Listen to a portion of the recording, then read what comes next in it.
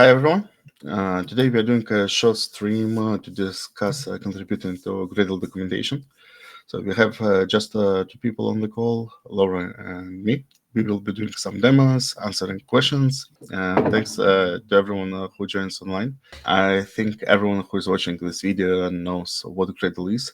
It's one of the most popular build tools, and we have quite a lot of users with millions of builds. Of course, many users rely on Gradle documentation. Today, we want to briefly show how to contribute to the main resources, including user manual and the new tools we create. If you're familiar with GitHub, if you're familiar with documentation as code, this is probably a topic for you. Okay, I will do a quick introduction and then just demos. So should be easy. One thing to mention, we are doing it as a part of Hacktoberfest. So you might have seen we have quite a lot of activities happening online. So if you go to Hacktoberfest, you can find all the information on our community site. Actually, it's one of the sites we are going to discuss today in terms of contributions. But yeah, we have a number of featured projects, and many of the projects are related to documentation. For example, expanding the Gradle Cookbook, contributing to the community site is basically this site. And also there is other projects that include documentation under the hood, like Gradle with GitHub Actions, Gradle App Plugins, Vite.js, and of course configuration cache compatibility. All of these projects have some documentation. And if you have any questions, examples, this is exactly the time when we can discuss it. So speaking of documentation, all of us know that Gradle has significant learning curve, especially when it comes to developing your own plugins, to doing conventions, or to troubleshooting the builds. And historically, documentation has been something all our users would rely on. So eventually, if you look for anything, you will end up on Gradle user manual. So this is the main documentation site maintained by Laura. So she will do an overview of it. But there are also other resources where you can find information, etc., including Stack Overflow, Gradle forums, and all of that is basically a source of documentation maintained by the community in various forms like wiki or documentation as code. But this is what we rely on to create anything with Gradle. Moreover, if you use ChatGPT or other tools, they also rely on our documentation as a source of information, which apparently can be seen when doing some queries. In our work, we try to provide documentation for all levels of experience with Gradle, and of course, there are multiple contribution hotspots. For example, troubleshooting guides, there is quite a lot of information there. And at the same time, many users look for information about just starting Gradle, just connecting commands like building projects, testing projects, and all of that are hotspots, and all of that's a hotspot for contributions too. Same for contributors. Contributors greatly rely on documentation, and actually incomplete or confusing documentation is considered as one of the key obstacles for new contributors to join. If you have an open source project, you want to have good contributor documentation, and actually this is something we are building with Gradle too. Historically, contributing documentation has been quite scattered, but now we have participate guidelines that provides quite a few pointers, including, of course, contributing to documentation, where you can find all the information. So basically, what we're discussing today can be also found on these pages. Speaking of the impact, so this is the statistics from the traffic to the recent pages. You can see that we have millions of visits per month to the documentation. It's just the main format, the PDFs excluded, etc. And you can see the important pages like declaring repositories. Actually, I'm not sure why it's the most popular page, because it's even more popular than CLI. In my case, I mostly land here. Also, there are installation guides, landings, wrapper users. So this is what is approximate amount of traffic we see to these documentation pages. So about contributing, why we always talk about contributing to documentation in open source projects, there are multiple reasons for that. One of the reasons is basically every open source project would use better documentation, as everyone knows from their experience. And also, it's actually a good area for contributing, because it's easy to contribute. You don't have to have a lot of experience with the tool to do some initial contributions, and you can make contributions of any size. So it can be just a small typo fix, or you might write a new guide, a new manual, depending on how much time you have. You can do a valuable contribution. And what is important to mention, that size matters not. So if you have a bigger contribution, it's still something that we can benefit from. Or if you just have 5 minutes, again, a smaller patch is something you can totally do, and this is what we are going to show today. Documentation is definitely something useful, regardless of your experience, and sometimes being a newcomer can be actually an advantage, because we use Gradle documentation all the day. We don't see many issues a newcomer would see. So if you just start with Gradle or with any other open source project, you check documentation, you see issues there, something is not clear, or something would use additional reference. This is a great way to contribute, and this is a great way to contribute to help other newcomer users who will see that and who would definitely benefit from any explanation. So this is why contributing to documentation is important. And of course, we in Gradle appreciate any kind of contribution to the documentation. As I said, we have a contributor guide that provides all the information we are showing today. And this guide is also open for contributions. So if you see something missing, just raise a ticket or maybe submit a patch. We will appreciate it. But generally, we are going through some locations on this guide. And maybe one, do we want to discuss the documentation structure? Just quickly. Yes. Okay, let's do it. So if you go to Gradle.org, so this is our website. One thing to mention, that there are multiple locations. So I've already presented user guide, which is our main documentation source. This is what many people call official Gradle documentation. This is maintained by the Gradle team as a part of Gradle repository. So this is where the Gradle Build Tool itself is located. And this documentation is basically implemented in Asciidoc. It's also open source. So Laura will show how to contribute to it. But it's not all Gradle documentation. So if you go back, even on this navigation page, you can see some other references. And more importantly, there are references to external locations. So for example, we maintain Java and JVM documentation on our own. But for Kotlin, for Android, we join forces with maintainers of these ecosystems. So if you use Android documentation, most likely you will end up on developer.android.com. So it's basically a portal for all documentation, and all the examples, etc. here. We don't want to duplicate this information. And if you use Gradle with Android, or if you use Gradle with Kotlin, our advice is basically to contribute there as much as possible. All these portals are also open source and open for contributions. What else we have? We have developer documentation. This is also a part of the main website. So it's docs.gradle.org. It's also part of user guide. So in Gradle, it's hard to distinguish plugin developers and common users, because rather depends on your level of expertise. Conventional plugins and other tools, they're also part. And currently, basically, it's a part of the same guide, but different sections.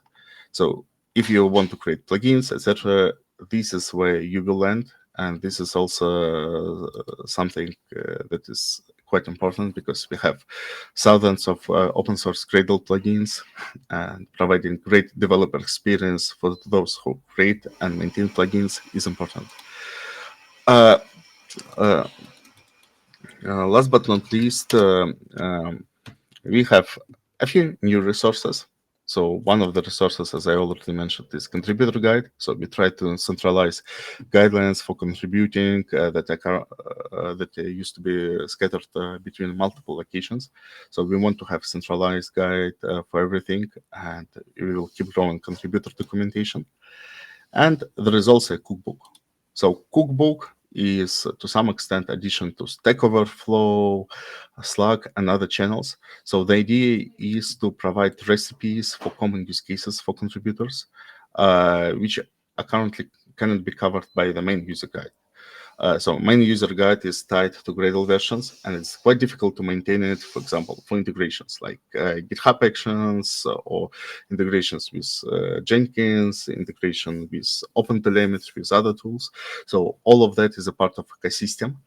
And for that, we cannot put everything to the user guide, and we want to have another wiki style format that would actually allow you to create some contributions, recipes. So this effort has just started. It's actually one of the featured projects on Hacktoberfest, and you can create some pages, etc. But in principle, these are supposed to be short pages based on particular use case, and these pages should be driven by contributions. So if you have anything you would like to document and share, it should be a location for you, and it shouldn't be a replacement for other locations, because we want to reference them instead of creating duplicates of the content.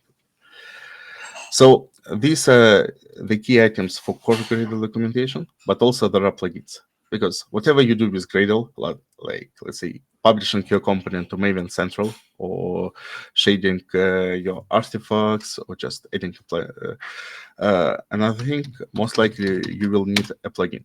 So for plugins, we have plugins.gradle.org. It's our plugin portal where you can have listing.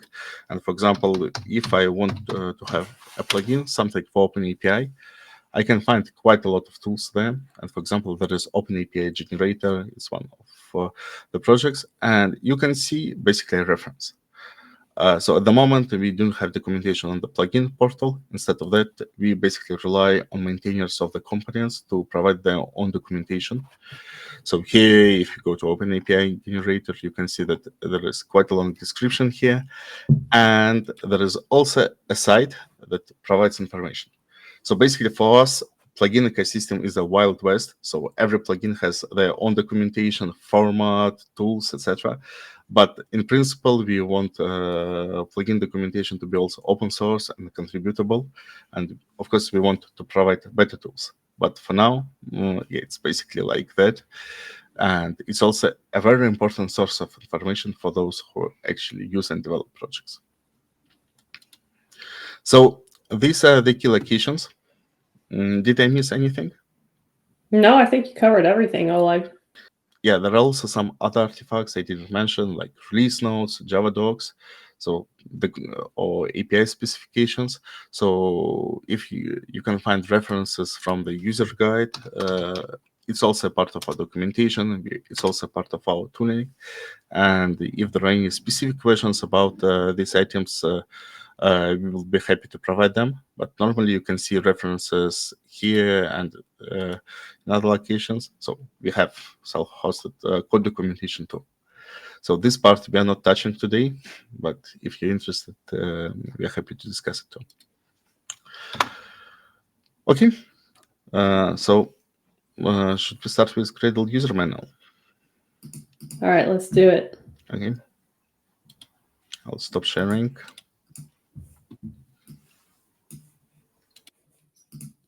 All right. So if you want to contribute to the main user manual, which Oleg showed, everything in this part of the user documentation, well, looks like it's not sharing the correct item. All right, let's do it again. All right. So if you want to contribute to the main user manual for Gradle, which Oleg showed earlier, you want to head over to our GitHub repo. And you want to go ahead and clone the Gradle project. If you're curious as to what to work on, a great resource is to look at issues. And here you can search by label. You can filter it by documentation. And you can see everything right now that the community is asking for us to write documentation for. So I could take a look at something interesting. See, I remember seeing something quick. So here we go. The Java library plugin page does not document the annotation processor configuration. So if we wanted to go ahead and do this, and we know this is really well done because we know right away which page has the problem and is missing information. So I can go ahead and open that. And what I'll do is I'll share my other window where I have Gradle cloned. So I cloned the repo and I opened it in IntelliJ. And it's going to look as follows. Now, everything's code. If you want to just look at documentation, you want to go ahead and open up the platforms directory, then head over to documentation. Open up the docs subdirectory, source, and here you'll find a number of things that are pretty important. First of all is the README. And the README is great. I would definitely say give this a quick read. And the great thing about that too is it will give you tasks you can run to make sure the documentation you've added is rendered correctly. Now let's go ahead and find this specific page and work on this specific issue. So I go ahead and open the user guide subdirectory. And this is going to be located under the JVM directory. I believe it should be the Java library plugin MkDocs. So again, this is Asciidoc, as Oleg mentioned earlier. And as you can see in this issue, it says it's missing one of the configurations. It was never documented here. And we can see that, right? The annotation processor is clearly missing. So I will go ahead and add it.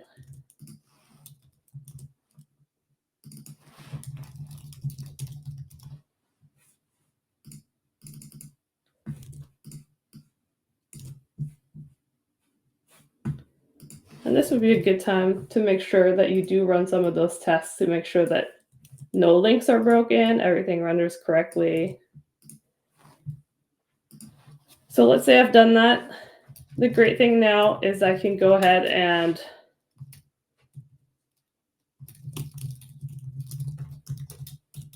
create a branch.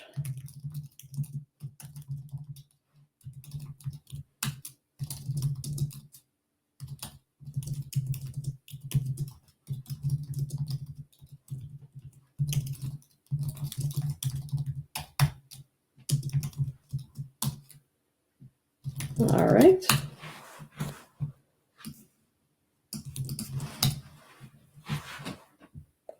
Then we'll go ahead and create that pull request.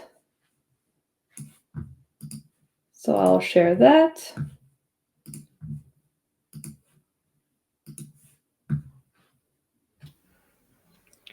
Yeah, sorry for interrupting. Looks like something is going wrong with YouTube stream because the audio is quite fine here. But what I hear on YouTube, thanks to Prasant for referencing, the audio is terrible on YouTube. So we must hope, be a restream issue. It's been on our side, right? I don't think it's pre-configured. We tested it yesterday, so might be YouTube. But worst case, we have a recording on our side. So let's continue and let's see what we can recover. So I'll go ahead and file this for now.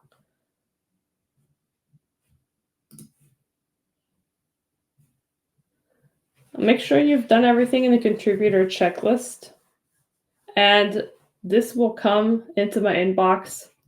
I'll make sure it's complete and I'll merge it for you if everything's okay. If it needs to be reviewed by anyone else on the team, we'll review it as quickly as possible. But that's it. It took just a few minutes And now in the next release of Gradle, everyone's going to be like, millions of eyeballs are going to see your changes. So this took a few minutes, but the impact is huge.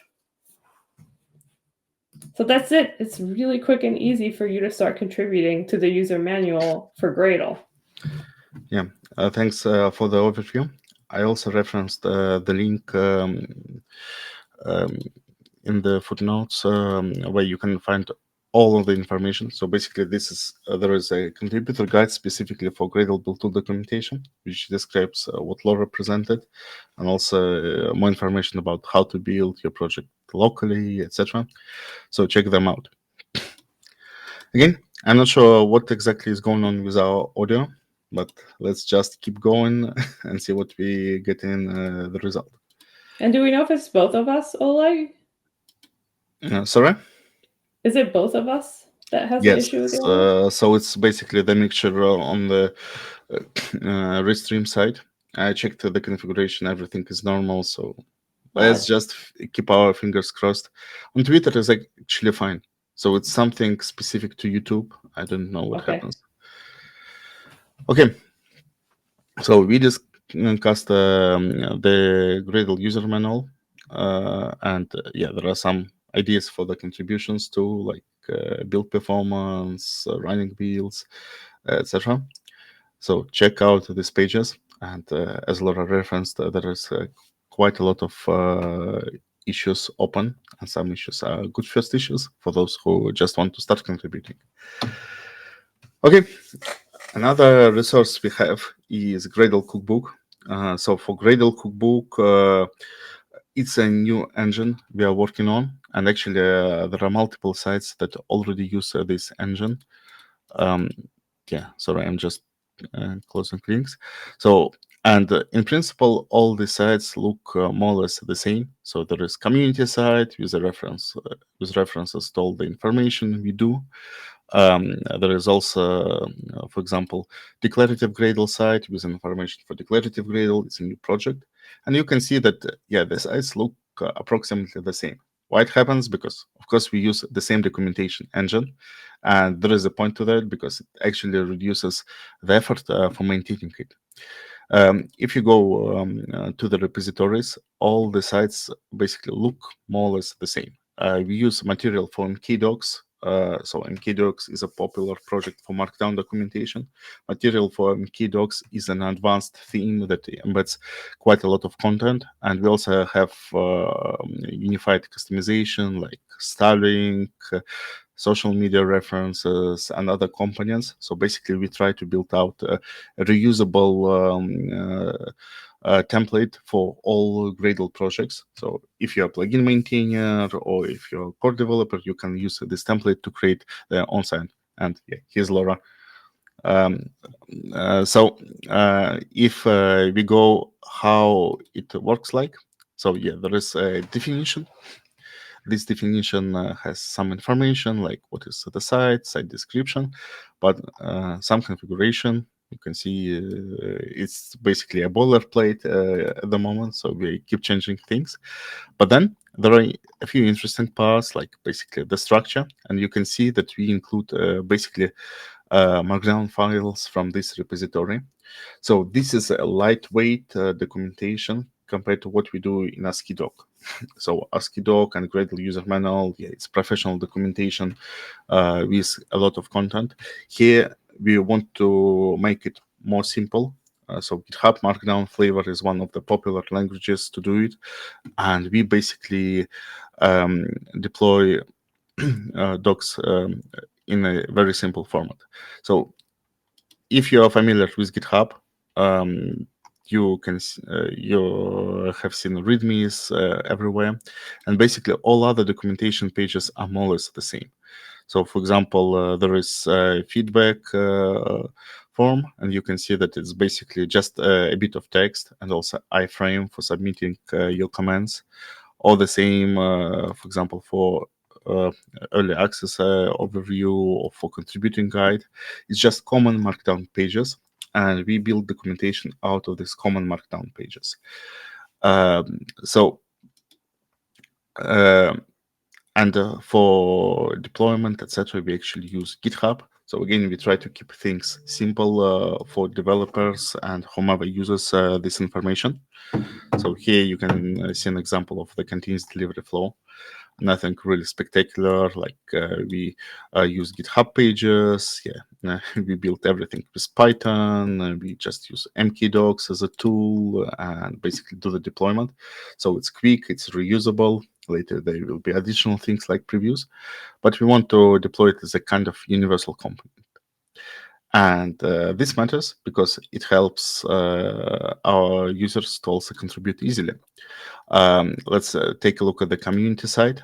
And for example, there is a page like participate. And if you see something missing, you can basically contribute easily. So if I want to have a change on a particular page, like let's say there is a community Slack. Sorry. Yeah, there is community Slack page that describes participating on our channels. And if I want to add a particular channel, what I can do, I can just click edit this page. And basically, I magically get everything opened in GitHub editor. So for many contributions, like smaller changes, typos, you can just do things like that. And basically, this is all your contribution, because then once you have this patch, it can be submitted as a pull request against the repository and it can be contributed. Obviously, we're not going to submit hello world. Hopefully there is no typos on this page. But let's say I see a critical deficiency here because we don't have a documentation channel referenced, right? So let's try doing that. We have a documentation channel called Docs on Slack. And basically what I'm going to do is putting docs, and yeah.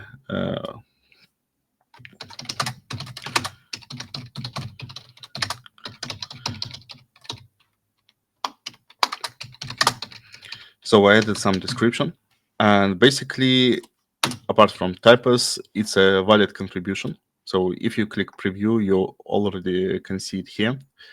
And I basically forgot the dot, but otherwise I can just click commit the change and basically say add docs to the featured Slack channel.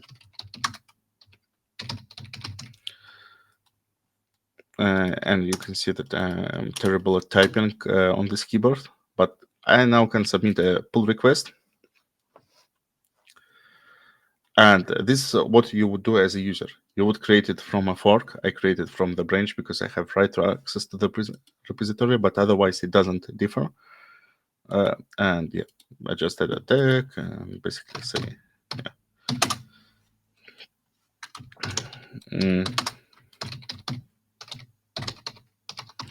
and something like that. So I create this pull request, and basically this is all you need to do. Otherwise, after that, we will have a CI that runs your change and does verification just in case you broke the syntax or broke the site configuration. But in generally, for smaller fixes, like let's writing a paragraph of the text, adding some reference, it's what you can do. For advanced changes, you can also add GitHub code spaces or Gitpod and basically open the same repository as a Markdown editor in these online platforms. So it's also quite easy. And the pull request builder is usually something like, it's done. So since we cache images, etc., so build is just 30 seconds, everything is completed, and we have our favorite green checkbox. It's totally valid Hacktoberfest contribution, so I can just merge it. So, and it will be deployed maybe in another minute. So this engine is quite fast. One thing to mention about this specific framework that we actually decided to combine multiple repository sources. So if you go to MkDocs YAML, you can see that some information is actually sourced from other repositories. We do it intentionally so that we can basically collect the site without disrupting life cycle of the projects. So let's say if you develop Gradle Profiler, it's a tool for troubleshooting performance in Gradle. You can put all the documentation in the repository itself, and we will be able to extract this documentation. And pretty much the same for the projects. We just include them. We can rebuild on updates and basically deliver the website. But the structure and the content, the sources are totally separated. So we have quite a lot of freedom of how we define the content and include it. So this is basically the engine we have. We had an example of very first contribution. And I think that by now, yeah, it's basically already built. It's being deployed. So maybe after we, yeah. It's hard to show anything in progress, but if you go here, you can, let's spread the word, community Slack. So if you refresh this page, you already get docs. So basically, job is done. So it's quite quick. And this is for simple cases. For more advanced cases, of course, you need local environment, local IDE. But for that, we also try to help. So if you go to this repository, let's switch to the cookbook. It's basically the site where we try to facilitate contributions today. And it has the same engine. And you can see that it also has dev container. So dev containers is a project that actually allows you building local developer environments. So if you're familiar with GitHub Codespaces, Gitport is basically the same, but portable and open source. So we have this unified definition. And this unified definition actually sets up environment for you. Because for this site, we use MkDocs, which is based on Python. Not every Java developer or Gradle user is an expert in Python or setting up Python dependencies, which is, be sure, even worse than Gradle dependencies sometimes. So we have everything sorted here. And basically for you, if you start development, let me just share my IDE. So Laura was using IDE, right? Yes. Okay, then I will use VS Code. Because IDE diversity is a very important thing. And yeah, let me just find the right button.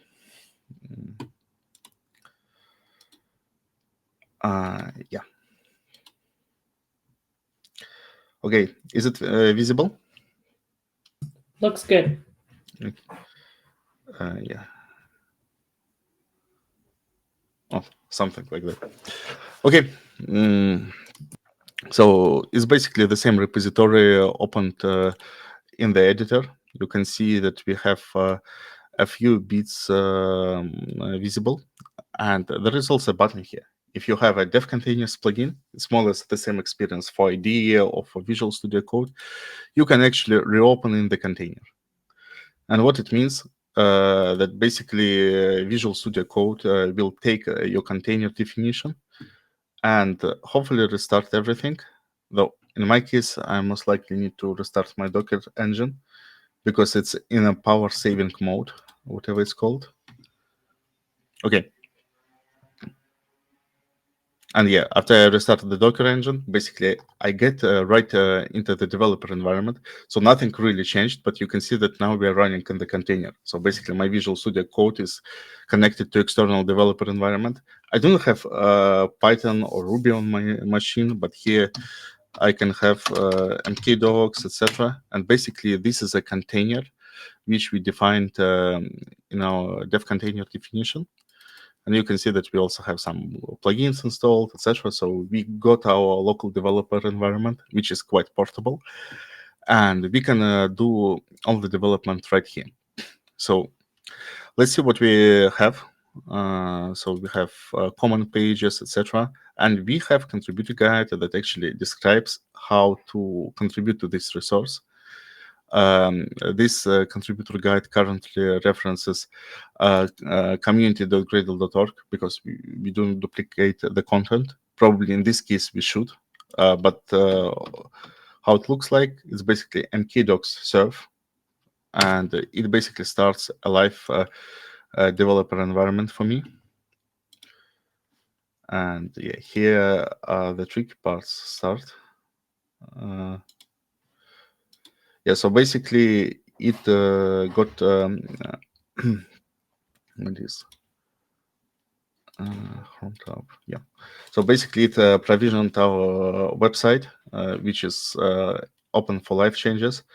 I cannot share two screens at the moment. I should have, shared the whole screen, but you can see that it's basically a localhost site that is provisioned, and any change you do to the documentation, it will be refreshed live. So for example, for the Kotlin page, which is just a stop at the moment, I can easily add something like that.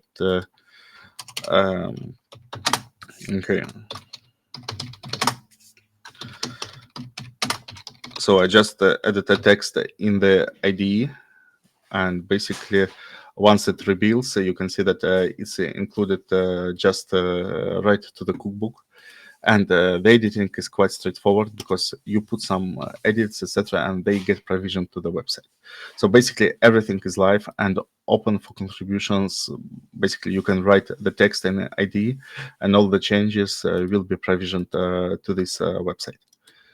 So this is basically the idea for local development. And again, it's really straightforward to set it up.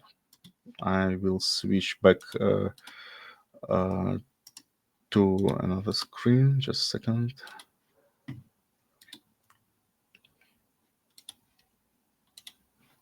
Okay, so we are back to our IDE. So I was just editing here, nothing really surprising. And basically, everything that we do here can be provisioned and submitted as common pull requests. So like Laura already presented, you check out this repository, you create a branch, push it to your fork and submit a pull request. So like with all other GitHub changes. And it gets, it's quite straightforward with this setup.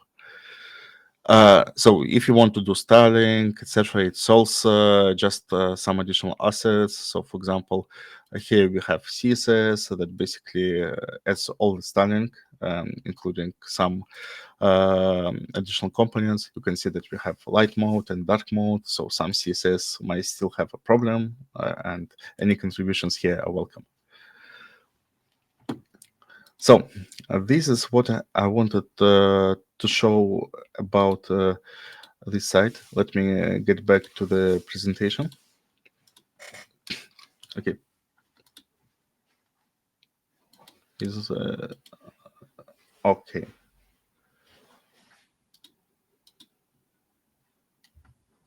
Do you see my slides? Yep, it looks good. Yeah, because the funny thing is that I don't see my slides on the preview. I see my slides in the browser. So definitely Rustream has a bad time today. Okay. So as I said, we have three main sites. All of them use the same engine, and this engine is quite nice.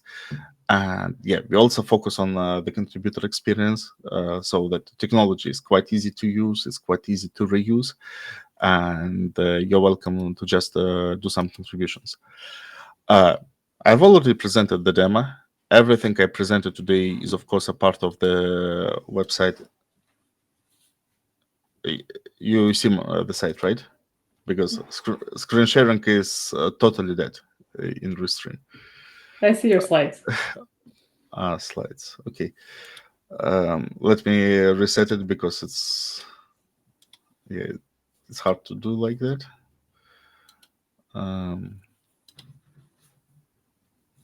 Nope.